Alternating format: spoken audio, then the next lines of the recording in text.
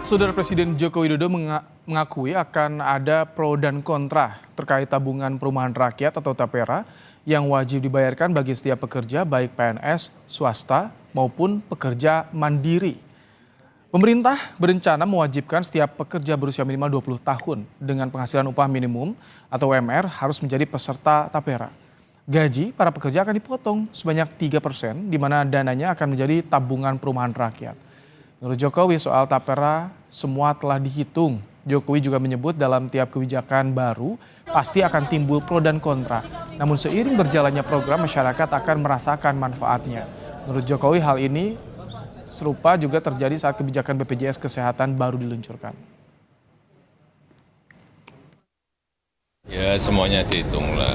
Biasa dalam kebijakan yang baru itu pasti masyarakat juga ikut berhitung, mampu atau nggak mampu, berat atau nggak berat. Seperti dulu waktu